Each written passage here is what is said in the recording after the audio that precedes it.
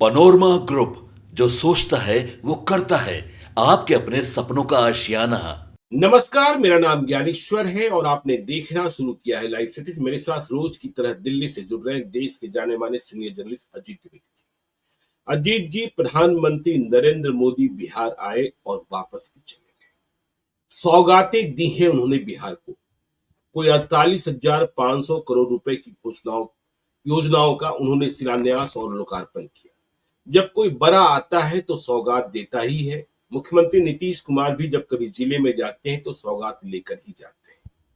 तो नरेंद्र मोदी ने भी सौगात दिए और इसके साथ ही राजनीति भी हुई। पटना में रुके, बीजेपी के नेताओं के साथ बैठक की, कैसे बिहार के उप मुख्यमंत्री विजय कुमार सिन्हा के घर पहुंच गए। फिर कहा जाने लगा कि उनका वजन अचानक सा बढ़ गया। और फिर आपने यह भी देखा कि आज कैसे प्रधानमंत्री की मौजूदगी में सम्राट चौधरी को भाषण देने का अवसर मिला। तो फिर यह बराबरी भी हुई। लेकिन जिस बात का इंतजार था, बाकी सारी बातें नरेंद्र मोदी ने कर ली। ऑपरेशन सिंदूर की सफलता, साथ में पाकिस्तान को चिता दिया कि आगे भी करोगे तो भुगतोगे, यह नया भारत है। उन्होंने यह भी कहा कि किस तरीके से नक्सलवाद को खत्म किया गया है, खत्म किया जा रहा है। यह भी कहा कि बिहार में सामाजिक न्याय के लुटेरे कौन है। जब रेल मंत्री बने तो कैसे नौकरियां बेच दी और बदले में जमीन ले ली। यह भी जनता को सावधान किया कि उस पुराने दौर में नहीं लौटना है। बिहार का विकास तेजी से हो रहा है। हजारों, देखिए, हमने वह शब्द पकड़ा था कि जो नई योजनाएं आ रही हैं, नए कार्यक्रम आ रहे हैं, उससे हजारों की संख्या में रोजगार का सृजन हो रहा है। बिहार को हजारों की जरूरत नहीं है, बिहार को लाखों की जरूरत है और बहुत लाखों की जरूरत है। लेकिन जिस बात का इंतजार किया जा रहा था, और इंतजार विशेष तौर पर जनता दल यूनाइटेड को था, कि प्रधानमंत्री नरेंद्र मोदी कुछ न कुछ कह देंगे जिससे यह साफ हो जाएगा कि 2025 में एनडीए की जीत के बाद भी नीतीश कुमार ही मुख्यमंत्री होंगे। लेकिन नरेंद्र मोदी ने ऐसा कुछ नहीं कहा। भारत माता की जय का नारा लग गया और लोग इंतजार करते रह गए। जातिगत जनगणना पर भी नीतीश कुमार ने उन्हें बधाई दी, लेकिन जातिगत जनगणना की चर्चा आज नरेंद्र मोदी ने नहीं की। तो मसला फिर से अटक गया। हमें याद आ रहा है मुख्यमंत्री नीतीश कुमार के पुत्र निशांत कुमार का हुआ बयान भी कि कह कर गए हैं अमित शाह अंकल। अब कहां कह कर गए, कान में कह कर गए तो फिर खुले में क्यों नहीं कहा जा रहा है। और हम कह रहे हैं कि जब नरेंद्र मोदी रात को पटना में ठहरे, बीजेपी के सभी बड़े नेताओं के साथ बैठक की, तो चुनाव को लेकर जो उन्होंने मंत्र दिया है, तो क्या तैयारी करनी है, क्या सावधानी बरता जाना है, इस पर भी चर्चा हुई होगी। और यह भी हमने नोटिस किया कि देखिए, प्रधानमंत्री के कार्यक्रम के दौरान नीतीश कुमार को अनौपचारिक बातचीत का अवसर नहीं प्राप्त। हम आमतौर पर यह देखते आए हैं कि जब किसी प्रदेश में प्रधानमंत्री जाते हैं तो वहां के राज्यपाल उनके सम्मान में रात्रि भोज या फिर सुबह के जलपान का इंतजाम करते हैं। लेकिन ऐसा कोई आयोजन हुआ तो यह जानकारी राजभवन को होगी। लेकिन ऐसे किसी आयोजन में नीतीश कुमार तो शामिल होने को नहीं गए। देखिए, नीतीश कुमार एनडीए में ही है, एनडीए में ही रहेंगे, एनडीए के फ्लैगशिप में ही चुनाव होगा। लेकिन नीतीश कुमार जिस बात के लिए इंतजार कर रहे होंगे और उनकी पार्टी के लोग इंतजार कर रहे होंगे, फिर से मायूसी मिली है और सवाल पैदा हो गया है, अब क्या करें नीतीश कुमार, कब तक इंतजार करें, या फिर इसी डोलड्रम में बिहार का चुनाव संपन्न हो जाएगा। जो हम लोग चर्चा कर रहे थे कि बिहार के चुनाव को लीड नरेंद्र मोदी करेंगे और फिर जब लीड करेंगे तो फिर फैसला लेने के अधिकारी भी चुनाव के बाद वे ही होंगे। अजीत जी, देखिए ज्ञानेश्वर जी, अब ये बातें धीरे धीरे ये तस्वीर साफ हो रही है कि मुख्यमंत्री का चेहरा नहीं घोषित करने जा रही है भारतीय जनता पार्टी, या एनडीए की तरफ से सीएम का चेहरा नहीं घोषित होने जा रहा है। जी, अब कभी हो जाए बीच में वो अलग बात है, क्योंकि क्या मन में सोच के रखा है। 24 अप्रैल को पिछली बार जब आए थे 24 अप्रैल को, तभी इंतजार किया जा रहा था मधुबनी में। लेकिन तब तो देखिए, पहलगाम अटैक के बाद माहौल ऐसा हो गया था कि ऐलान संभव भी नहीं था। लेकिन आज तो ऑपरेशन सिंदूर की सफलता के बाद, पाकिस्तान को धूल चटाने के बाद और जब बिहार चुनाव है तो मौका था कि आप नीतीश कुमार के नाम का ऐलान कर देते, लेकिन नहीं किया। हाँ, बिल्कुल। तो ये ऐसा मतलब ये अब साफ हो रहा है धीरे-धीरे। 24 अप्रैल को भी नहीं हुआ, उस दिन भी इंतजार कर रहे थे लोग, उस दिन भी उस रैली को भी सफल बनाने के लिए जनता दल यूनाइटेड के तमाम नेताओं ने बड़ी मेहनत की थी, बहुत भीड़ जुटाई बिल्कुल। थी और ये माना गया था कि बीजेपी से ज़्यादा जेडीयू की भीड़ दिखे, उसका जो हरा और भगवा झंडा है, उसके मुकाबले हरा और सफेद झंडा ज़्यादा दिखे, लेकिन उसका कोई फायदा नहीं हुआ। प्रधानमंत्री ने कोई घोषणा नहीं की। फिर 1 महीने के बाद प्रधानमंत्री आए, आज 1 महीने 5 दिन के बाद फिर भी उन्होंने कोई अनाउंसमेंट नहीं की। मैं मुख्यमंत्री पद के दावेदार को लेकर के उन्होंने कोई घोषणा नहीं की। तो ये अब धीरे-धीरे फिर जून में एक सभा होगी उनकी, 20-22 जून के आसपास की एक सभा की चर्चा है कि जून में फिर वो आएंगे। तो हर महीने अभी एक बार आएंगे चुनाव जब तक घोषित नहीं हो जाता है, और हर बार इंतजार करेंगे लोग, हर बार जेडीयू के लोग बड़ी तैयारियां करेंगे और घोषणा नहीं होगी। ये बड़ी निराशा हो रही है जेडीयू के नेताओं को। और ये बीजेपी के भी एक बड़े तबके को ज्ञानेश्वर जी ये बात मतलब परेशान कर रही है कि कुछ तो घोषणा होनी चाहिए। बिना अगर किसी तरह का कंफ्यूजन रहता है तो कैसे चुनाव लड़ेंगे। ये सवाल वो लोग भी पूछ रहे हैं, चूंकि जेडीयू के साथ साथ बीजेपी के नेताओं की भी नजर थी कि प्रधानमंत्री क्या कहते हैं। बिल्कुल। ये प्रधानमंत्री ने कुछ नहीं कहा। बीजेपी के नेताओं के साथ कल जो बैठक हुई है, ऐसी चर्चा है कि उसमें भी प्रधानमंत्री ने नीतीश कुमार के लिए कुछ नहीं कहा है। ये नहीं कहा कि आपको नीतीश कुमार को नेता मान करके चुनाव लड़ना है, या उनको नेता बताना है पब्लिक के बीच में, या उनके नाम पर उनको चेहरा बना करके चुनाव लड़ना है, ऐसी कोई बात नहीं हुई है। तो इसका मतलब कि नीतीश कुमार का मामला अब चला गया बैक बर्नर, पीछे चला गया। नीतीश कुमार का चेहरा अब ये बीजेपी ने मान लिया कि हमको प्रधानमंत्री नरेंद्र मोदी के चेहरे पर ही चुनाव लड़ना है, उन्हीं के चेहरे पर वोट मांगना है। और ये बात कहीं ना कहीं ज्ञानेश्वर जी जेडीयू के लोगों ने भी स्वीकार कर लिया। आज अगर आपने मुख्यमंत्री नीतीश कुमार का भाषण सुनाई है, तो आपने उसमें ये सब, जैसे प्रधानमंत्री के हजारों वाला शब्द था, वैसे ही एक शब्द हमने पकड़ा, उसमें एक शब्द क्या पूरा वाक्य जो नीतीश कुमार ने कहा कि इन्होंने बहुत काम किया है, माननीय प्रधानमंत्री जी ने बहुत काम किया है, इस प्रदेश को इन्होंने बहुत दिया है, तो आप लोग याद रखिएगा, नहीं याद रखिएगा। जनता से वो पूछ रहे। तो जब वो प्रधानमंत्री का काम याद दिला रहे हैं जनता को, और ये कह रहे हैं कि इसको वोट देने के समय इसको याद रखिएगा, तो इसका मतलब वो भी वोट मांगेंगे। नीतीश कुमार भी नरेंद्र मोदी के चेहरे पर ही वोट मांगे। तो ये जब ये बात उन्होंने कही, ये नई लाइन थी भाई। पुरानी लाइन तो जो बोलते हैं कि हम ही लोग सब किए, पहले वाला तो कुछ नहीं किया था। बिल्कुल। तो उस लाइन के साथ ये नई लाइन उन्होंने कही कि याद रखिएगा ना, इन्होंने जो काम किया है वो सब याद रखिएगा ना, इनको नमन कीजिए, इनको खड़े होकर के प्रणाम कीजिए। ये बातें जब उन्होंने कही तो इसका मतलब है कि उनको भी वोट नरेंद्र मोदी के चेहरे पर ही मांगना है, नरेंद्र मोदी के काम पर ही उनको भी वोट मांगना है। अब उसमें कौन कौन से काम होंगे वो अलग बात है, वो उस समय जब मैनिफेस्टो बनेगा, चुनाव प्रचार शुरू होगा, तब उसमें बहुत चीजें जाहिर होगी। लेकिन ये तय हो गया है कि नीतीश कुमार का चेहरा नहीं घोषित हो रहा है, और प्रधानमंत्री नरेंद्र मोदी का चेहरा मुख्य रूप से रहेगा। उन्हीं के होर्डिंग कटआउट पोस्टर्स लगेंगे, उसी पर वोट मांगा जाएगा। एनडीए के लोग भी उसी पर वोट मांगेंगे। जेडीयू के लोग कहते रहेंगे, उनको ये छूट रहेगी कि आप कहिए कि नीतीश कुमार ही मुख्यमंत्री होंगे। बिल्कुल। 2025 फिर से नीतीश, आप कहते रहिए। फिर से नीतीश, आप नारा लगाइए, आप कहते रहिए, उससे भी मैसेज हो जाएगा। जहां उसका वोट मिलना होगा बीजेपी को, वहां वोट मिल जाएगा। लेकिन ये ऑफिशियल नहीं होने जा रहा है। अब चुनाव उस मॉडल में होने जा रहा है ज्ञानेश्वर जी, जिस मॉडल पर बीजेपी ने मध्य प्रदेश का चुनाव लड़ा। शिवराज सिंह चौहान मुख्यमंत्री थे, लेकिन ये नहीं कहा गया कि चुनाव के बाद यही मुख्यमंत्री होंगे। बिल्कुल। वहां ये प्रधानमंत्री के नेतृत्व में चुनाव लड़ा गया, नरेंद्र मोदी के चेहरे पर चुनाव लड़ा गया। इसी मॉडल पर महाराष्ट्र का चुनाव लड़ा गया। एकनाथ शिंदे सहयोगी पार्टी के मुख्यमंत्री थे, लेकिन ये नहीं कहा गया कि चुनाव के बाद एकनाथ शिंदे मुख्यमंत्री होंगे। चुनाव के बाद तय होगा मुख्यमंत्री कौन होगा। और अभी प्रधानमंत्री नरेंद्र मोदी के चेहरे, केंद्र सरकार के काम, डबल इंजन की सरकार के कामकाज पर आप वोट दीजिए। तो उसी मॉडल पर मध्य प्रदेश और महाराष्ट्र के मॉडल पर बिहार का चुनाव होने जा रहा है। ये ऐसा अभी तक लग रहा है, आगे क्या हो जाए नहीं कह सकते हैं। लेकिन पिछले 2 बार की सभाएं जो है प्रधानमंत्री की, उन सभाओं से ये संदेश निकलता है कि उन्हीं के चेहरे पर, मोदी के चेहरे पर चुनाव लड़ा जाएगा। नीतीश कुमार का चेहरा साइड में रहेगा, उनके सहायक चेहरे के तौर पर रहेगा, पूरक चेहरे के तौर पर रहेगा। उनके नाम पर वोट नहीं मांगा जाएगा, उनको मुख्यमंत्री बता करके वोट नहीं मांगा जाएगा। ये आज लगभग मतलब आज कोई भी ऐसा संदेश नहीं निकला प्रधानमंत्री की बात से ज्ञानेश्वर जी। ये डायरेक्टली नहीं कहते कि नीतीश कुमार मुख्यमंत्री होंगे, फिर भी कुछ ना कुछ कह सकते थे। देखिए, उन्होंने ये कहने में भी बड़ी कंजूसी बरती ज्ञानेश्वर जी कि बिहार का विकास नीतीश कुमार ने किया है।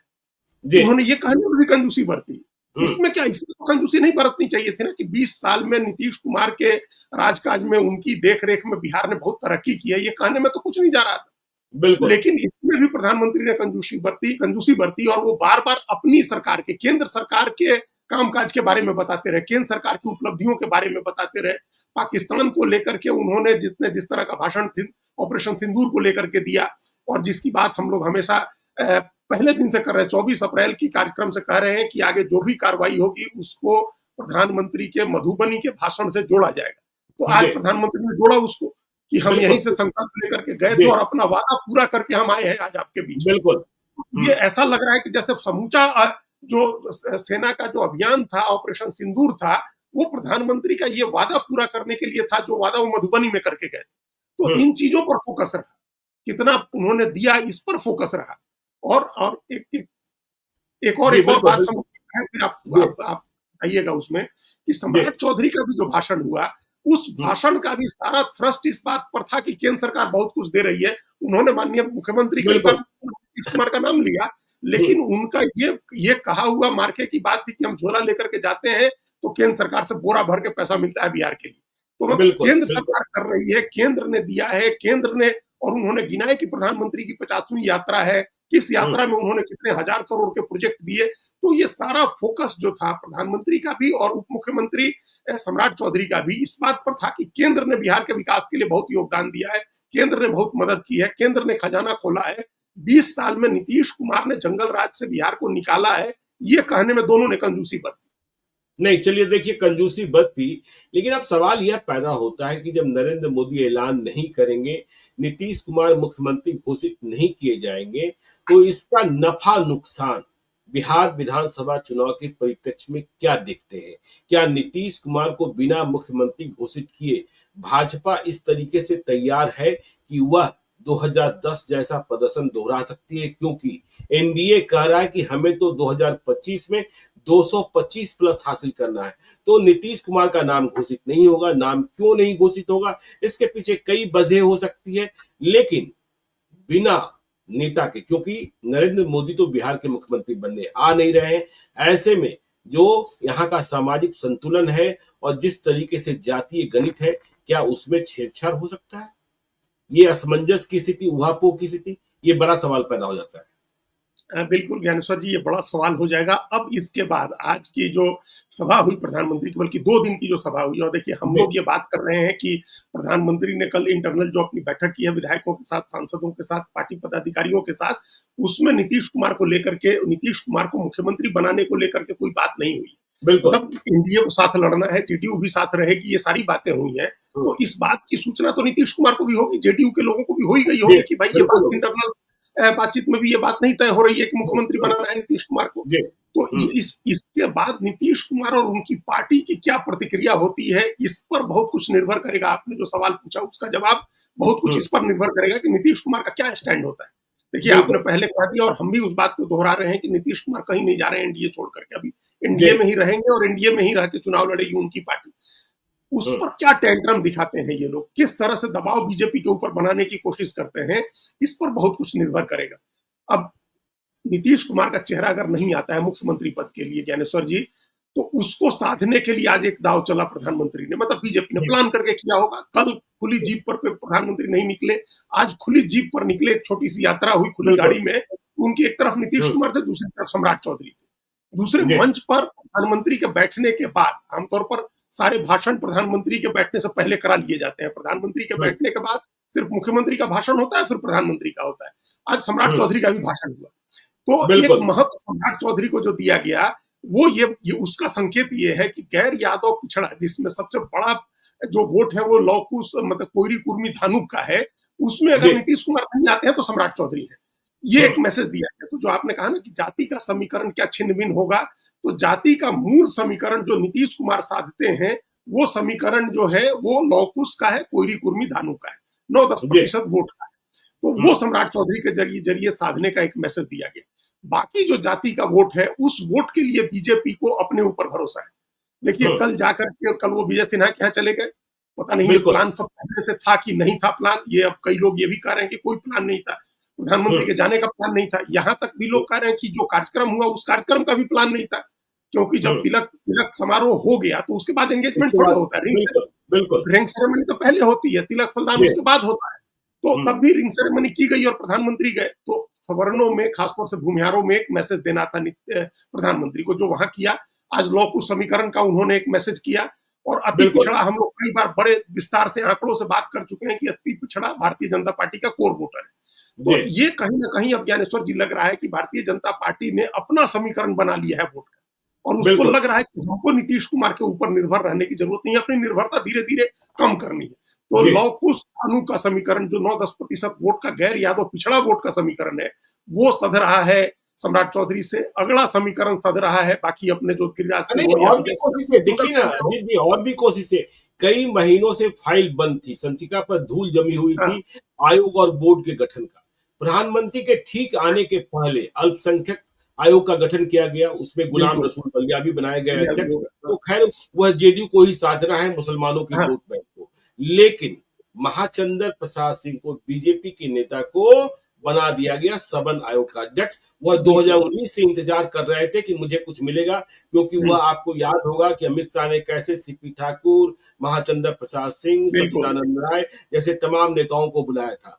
तो उसे भी साधने का, देखिए राजीव रंजन प्रसाद को उपाध्यक्ष बना दिया गया। लेकिन आप एक बात कह रहे थे, दबाव। तो दबाव की जब हम बात करते हैं और नीतीश कुमार के नाम का ऐलान नहीं हुआ और अभी सीटों की संख्या भी तय नहीं हुई है, तो क्या बीजेपी यह पैंतरा ले सकती है जब सीटों पर बातचीत होगी कि अरे भाई पहले यह तय कर लो कि आपको मुख्यमंत्री नीतीश कुमार चाहिए या अधिक सीटें चाहिए? क्या यह भी संभव है? यह भी संभव है। हाँ? क्योंकि जेडीयू की ख्वाहिश तो होगी कि भाई सबसे पहले तो इसका हल निकले कि नीतीश कुमार ही मुख्यमंत्री होंगे। तो सीट शेयरिंग के पहले, सीटों की संख्या तय करने के पहले नेतृत्व के सवाल पर ही मसले को फंसा दिया गया। देखिए ज्ञानेश्वर जी, ये बड़ा ट्रिकी सिचुएशन है, बहुत ट्रिकी जी सिचुएशन है, टैक्टिकल इसमें लेना होगा लाइन। अगर नीतीश कुमार के अपने बेस्ट ऑफ द माइंड में होते तो वो इसका बेस्ट डिसीजन लेते। लेकिन बिल्कुल हमारी जो जानकारी है और हमारी जो जितनी राजनीति को इन लोगों को देखने से जो समझ बनी है, वो ये है कि अगर ये शर्त आई सामने, ये रखा गया कि आपको मुख्यमंत्री अनाउंस होना है या सीटें ज्यादा चाहिए हैं, तो जेडीयू की तरफ से कहा जाएगा कि सीटें ज्यादा चाहिए, आप मुख्यमंत्री सीटें मत ज्यादा अनाउंस करिए, हमको सीटें ज्यादा दीजिए। हम्म, देखिए, हम यही दबाव की राजनीति, जो हमने कहा ना कि क्या दबाव की राजनीति करते हैं नीतीश कुमार और बिल्कुल उनकी पार्टी, तो हम हम्म, इसी बात की तरफ इशारा कर रहे थे कि उनकी पार्टी अब स्पष्ट रूप से एनडीए की बैठकों में कहेगी कि हमको ज्यादा सीट चाहिए, बिल्कुल और इस बात के लिए बीजेपी को वो मजबूर करेगी कि उसकी शर्तों पर आप आकर के बात करिए। नीतीश कुमार का नाम अगर नहीं घोषित होता है और अगर ये कहीं ना कहीं दोनों के बीच में इससे खटास पैदा होती है, थोड़ी दोनों अलग अलग नहीं हो रहे हैं, लेकिन अगर बिल्कुल जो सद्भाव है वो सद्भाव कम होता है, अगर हम्म, वो सद्भाव घटता है और खटास पैदा होती है, तो बहुत सख्ती से ये बात जेडीयू की तरफ से कही जाएगी कि हमको ज्यादा सीट चाहिए। पिछली बिल्कुल बार भी हम ज्यादा सीट लड़े थे, 115 सीट लड़े थे, आप 110 सीट लड़े थे, उस फॉर्मूले पर होगा। और इसी हम्म, फॉर्मूले की वजह से हमने, मतलब जेडीयू ने विधानसभा में, लोकसभा के चुनाव में एक सीट कम ली है और एक हम्म, सीट हारने वाली ली है, इसलिए क्योंकि विधानसभा में हमको ज्यादा सीट चाहिए। अब ये जी बात इसलिए कही जाएगी ज्ञानेश्वर जी, ज्यादा सीट लेने का मतलब है, नीतीश कुमार को पता है, जेडीयू को के तमाम दूसरे जो रणनीतिकार नेता हैं, खासतौर से जो उसमें हम ललन सिंह को रखते हैं, उनको पता है कि अगर ज्यादा सीटें लड़ेंगे तो कितना हम्म, भी खराब परफॉर्मेंस होगा तो ज्यादा सीट जीतेंगे।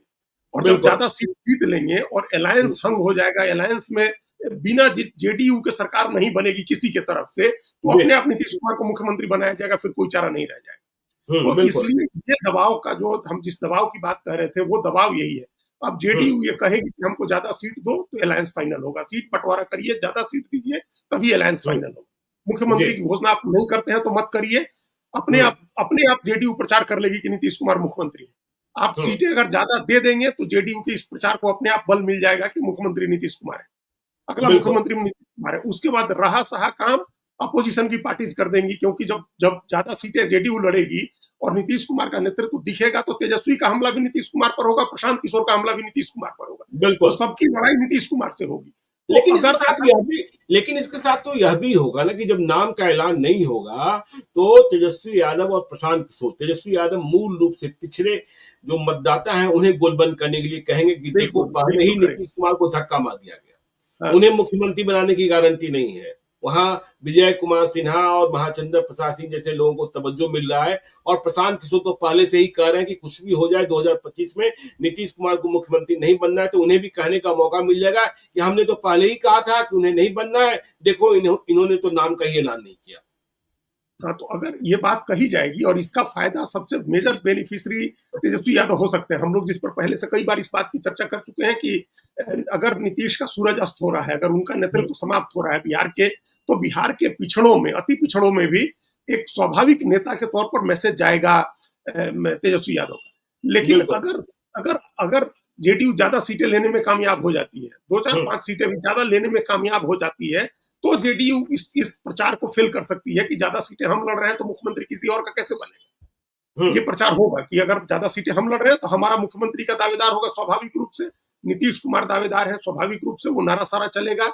और उसके बाद खराब स्ट्राइक रेट भी ज्ञानेश्वर जी अगर नीतीश कुमार का होगा, खराब मतलब स्ट्राइक रेट भी होगा, तब भी नीतीश कुमार को इतनी सीटें आएंगी कि उनके बगैर कोई भी सरकार नहीं बना पाएगा बिहार में। तो नीतीश कुमार अगर ये इस बात का मैसेज बनवा देना है, बीजेपी एक मैसेज दूसरा बनाएगी। बीजेपी पिछड़ों के बीच मैसेज लेके जाएगी सम्राट चौधरी का कि हमने भी देखिए पिछड़ा चेहरा आगे किया हुआ है, हमारे पास भी हमारी लीडरशिप भी पिछड़ों की, हमारे दिलीप जायसवाल प्रदेश अध्यक्ष हैं और उप मुख्यमंत्री हैं सम्राट चौधरी, और उन्हीं को ज्यादा तरजीह मिल रही है, तो दूसरे किसी का नाम नहीं आना है। तो वोट साधने की कोशिश है। देखिए, जैसे एक हम लोगों ने कहा कि सम्राट चौधरी के थ्रू के जरिए गैर यादव पिछड़ा आप साध रहे हैं, वैसे ही आपने चाहे विजय सिन्हा हो, महाचंद्र सिंह हो, राजीव रंजन प्रसाद हो, मंगल पांडे ऑलरेडी काफी महत्वपूर्ण मंत्री हैं बिहार में, तो इस तरह से आप भूमिहार ब्राह्मण का है सबको साध रहे हैं। राजपूत जरूर नाराज हैं, जिनको केंद्र में मंत्री या किसी एक को बनाने की चर्चा हो रही है, देखिए वो कब तक होता है, वो भी जरूर कुछ ना कुछ होगा। जब बोर्ड आयोग का गठन हो गया तो वो भी होगा, मंत्रिमंडल का भी होगा। तो अगड़ों को साधने की कोशिश हो रही है, गैर यादव पिछड़ों को साधने की कोशिश हो रही है। और अत्यंत पिछड़ी जो जातियां हैं उनके लिए तो अकेले प्रधानमंत्री नेता है ना उसके देश के, जो कहते हैं हम अति पिछड़ी जाति के नेता है, तो वो एक अपने आप स्वाभाविक रूप से उसका वोट का आंकड़ा हम लोगों ने कई बार दिया है कि अति पिछड़े बीजेपी को ज्यादा वोट देते हैं। तो लगता है कि बीजेपी इस बात की परवाह नहीं कर रही है, जो चिंता आपने बताई कि ये जो राजनीतिक समीकरण आप देख रहे हैं कि अगर नीतीश कुमार का चेहरा नहीं आया तो एक बड़े वर्ग में का मोह भंग होगा एनडीए से। फिर वो किसी दूसरे, उनके मन में ये आशंका पैदा हो सकती है कि क्या पता कहीं कोई प्रयोग कर दे, बीजेपी जैसा प्रयोग उसने बगल के राज्य झारखंड में किया, कि आदिवासी बहुल राज्य में उसने गैर आदिवासी मुख्यमंत्री बना दिया, मराठों के राज्य में उसने महाराष्ट्र में ब्राह्मण मुख्यमंत्री बना दिया, तो कहीं ऐसा कोई प्रयोग न करते बीजेपी। तो पिछड़ों में ये भय हो सकता है और उस भय में फिर वो आरजेडी की तरफ जा सकते हैं, तेजस्वी की तरफ जा सकते हैं। ये एक आशंका हमेशा रहेगी और इसी आधार पर हम लोग पहले से तेजस्वी को एडवांटेज देते रहे हैं नीतीश कुमार के नहीं रहने पर। लेकिन अभी नीतीश कुमार रहेंगे, नीतीश कुमार कहीं जा नहीं रहे हैं, उनका चेहरा, उनका नाम भले घोषित नहीं होगा, लेकिन वो रहेंगे। बार बार उनका नेतृत्व, उनके नेतृत्व की बात होगी, प्रधानमंत्री के साथ सभाओं में वो दिखेंगे, जरूरत हुई तो रोड शो में भी दिखेंगे, और ये कहा जाएगा 25 से 30 फिर से नीतीश, मतलब घोषित नहीं हो किया, घोषणा नहीं की, क्योंकि घोषणा आप करेंगे तो आप बंध जाते हैं। चलिए, घोषणा तो नहीं हुआ, घोषणा होगी भी नहीं शायद, ऐसा लग रहा है। लेकिन एक बात और, बिहार में जाति है जो जाति नहीं, और केंद्र ने फैसला तो कर ही लिया कि जातिगत जनगणना कराएंगे, कास्ट सेंसस होगा। आज नीतीश कुमार अपने संबोधन में इसकी चर्चा भी कर रहे थे और इसके लिए प्रधानमंत्री को उन्होंने साधुवाद भी दिया और कहा कि दूसरी पार्टियों के लोग अंड बंड बोलते रहते हैं, किया तो हमने ही है ना जी, हम ही लोगों ने किया है ना। लेकिन लोगों की उम्मीद थी कि नरेंद्र मोदी इस पर कुछ बोले, शायद नीतीश कुमार भी चाहते होंगे। लेकिन जैसे नीतीश कुमार के नाम का ऐलान नहीं हुआ, वैसे ही प्रधानमंत्री नरेंद्र मोदी के पूरे संबोधन में आज जातिगत जनगणना का जिक्र नहीं हुआ, जबकि वो जानते होंगे कि बिहार जातीय रूप से और जातीय गोलबंदी के लिहाज से कितना जागृत प्रदेश है बिहार। यह कैसे चुप रह गए नरेंद्र मोदी? अजीत जी। देखिए ज्ञानेश्वर जी, हमको लग रहा है इसके मामले में जो हम लोगों ने चर्चा की थी, तो जो एजेंडा हम लोगों ने कहा था कि इन चीजों पर प्रधानमंत्री बात करेंगे, उसमें एक जाति गणना भी थी। प्रधानमंत्री ने आज इसलिए नहीं बोला क्योंकि वो ऑपरेशन सिंदूर का जो नैरेटिव है, जो उसका रेटोरिक है, उससे ध्यान नहीं हटाना चाह रहे होंगे। एक बात जो हमको समझ में आ रही है, वो चाह रहे होंगे कि आज के भाषण का फोकस ऑपरेशन सिंदूर पर हो, इस बात पर है जो उन्होंने कहा कि हम बिल से खींच करके मार देंगे, बिल से खींच करके मार देंगे। और ये बात जो उन्होंने कही कि ऑपरेशन सिंदूर तो हमारे तर्कस का सिर्फ एक तीर है और अभी ऑपरेशन सिंदूर जारी है, तो ये जो नैरेटिव उन्होंने बनाया राष्ट्रवाद का, देशभक्ति का, जिसकी शुरुआत कल हुई थी पटना की सड़कों पर, आपने देखा कि तिरंगा लेकर के लोग थे। तो जो राष्ट्रवाद बिल्कुल का माहौल बनाया गया, जो देशभक्ति का माहौल बनाया गया, उसमें वो जाति गणना को मिक्स नहीं करना चाह रहे होंगे, क्योंकि जाति गणना इंडिपेंडेंटली एक बहुत बड़ी बात है, बहुत बड़ी चीज जी, है। बिल्कुल। उसको उससे मिक्स नहीं करना चाह रहे होंगे, एक कारण तो ये समझ में आता है। हम्म, दूसरा कारण हमको ये समझ में आ रहा है कि अभी कास्ट का कार्ड बीजेपी नहीं प्ले करना चाह रही है। वो हम्म, कास्ट का कार्ड, चुनाव जब सीटों का बंटवारा हो जाएगा, कैंडिडेट्स के नाम तय होने लगेंगे, लीडरशिप पर चर्चा शुरू हो जाएगी, तब बीजेपी उसको ले आएगी और उसके साथ साथ आरक्षण का मुद्दा भी आएगा ज्ञानेश्वर जी। खाली बिल्कुल। जाति गणना ले आने से कुछ नहीं होगा, क्योंकि बिहार में जाति जनगणना तो हो ही चुकी है जी। भाई, जातियों की गिनती हो गई है। अब भारत सरकार कराएगी तो आंकड़ा थोड़ी बदल जाएगा। हम्म, भारत सरकार भी कराएगी तो यही आंकड़ा आएगा ना कि 27% पिछड़े हैं और 36% अति पिछड़े हैं। ये बिल्कुल। 63% का आंकड़ा तो नहीं बदल जाएगा। हम्म, 63% अगर है पिछड़े हम्म, और अति पिछड़े मिला करके, तो यही आंकड़ा आएगा। तो हम्म, उस आंकड़े का क्या आप करेंगे? आप लोग अचार डालेंगे उस आंकड़े का? बिल्कुल। या गरीबी का ये आंकड़ा आ जाएगा कि 94 लाख लोगों को 6,000 रुपए की आमदनी नहीं है घर में, 94 हम्म, लाख परिवारों में, तो वो आंकड़ा तो नहीं बदल जाएगा जो आप नहीं सोशियो बदलेगा। इकोनॉमिक आंकड़े उठाएंगे। तो जी। उसके हिसाब से प्लानिंग करनी होगी, प्रधानमंत्री को भी प्लानिंग करनी होगी कि उसको जो जाति गणना का आंकड़ा है, उस आंकड़े का तभी कोई फल है, कोई तार्किक परिणति है, जब आप कहें कि हम आरक्षण बढ़ाएंगे, या बिल्कुल। आरक्षण में जो आरक्षण के भीतर हम आरक्षण देंगे वर्गीकरण करा कर। जी। तो ये उस समय मामला खुलेगा। इसलिए भी अभी इस जाति का कार्ड नहीं छेड़ा गया है। हम्म, जाति का कार्ड छेड़ने से क्या है कि एक हिंदुत्व का कार्ड भी, हिंदुत्व का नैरेटिव भी, जब आप पाकिस्तान को ठोक रहे हैं, जब आप पाकिस्तान को बिल से खींच करके मारने की बात कर रहे हैं, जब उसको सबक सिखाने और मिट्टी में सिंदूर मिटाने वालों को मिट्टी में मिला देने की बात कर रहे हैं, जब मधुबनी में किए गए वादे को पूरा करने का क्रेडिट आप ले रहे हैं, तो उसमें हम्म, जाति गणना से पूरा नैरेटिव डाइवर्ट होता है। तो जी। इसलिए उन्होंने जाति गणना का जिक्र नहीं किया। हिंदुत्व का हम पहले भी कह चुके हैं, जब आप पाकिस्तान की बात करते हैं तो अलग से हिंदू धर्म कहने की जरूरत नहीं होती। वो जी। अपने आप हिंदू मुस्लिम का नैरेटिव बनता है। तो वो हम्म, जब आप बना रहे हो तो उसमें जाति को इसलिए वो नहीं लेके आए। मुख्यमंत्री ने उनको धन्यवाद दे ही दिया, सबको पता है। उसका हम्म, प्रस्ताव पास हुआ है अभी एनडीए के सीएम कॉन्क्लेव में, तो वो सारी चीजें जी। हैं। उसको उसको एक तार्किक परिणति पर पहुंचाने वाले फॉर्मूले के साथ अगली किसी सभा में वो मुद्दा उठाया जाए। चलिए, वो मुद्दा तो तब उठाएंगे, लेकिन नीतीश कुमार से कोई अनौपचारिक बातचीत इस यात्रा में नहीं हुई, लेकिन बीजेपी के नेताओं के साथ बैठक हुई। आपको क्या लगता है, बिहार चुनाव के संदर्भ में बीजेपी नेताओं को नरेंद्र मोदी ने कल रात को क्या मंत्र दिया होगा, क्या कहा होगा कि हमें चुनाव कैसे लड़ना है, कैसे आप लड़ें और किन चीजों से बचें ताकि फंसे नहीं विपक्षियों की चाल में, कांग्रेस और आरजेडी की चाल में? देखिए ज्ञानेश्वर जी, वो तो बीजेपी के नेताओं ने जो आकर औपचारिक बयान दिया बैठक के तुरंत बाद, दिलीप जायसवाल ने जी। जो कहा वो अपनी जगह है। हम्म, लेकिन हमने कुछ जिन लोगों से बात हुई जो यहाँ दिल्ली में प्रधानमंत्री एनडीए के सीएम कॉन्क्लेव के बारे में जिनको जानकारी थी, जो मतलब जानकार सूत्र कह सकते हैं, उनका कहना था कि अभी प्रधानमंत्री का सबसे बड़ा फोकस ये है कि 8 जून को उनकी सरकार का जब पहली सालगिरह आएगी, पहली वर्षगांठ जी। आएगी, तो हम्म, उस समय उस इवेंट को बड़ा इवेंट बनाना है।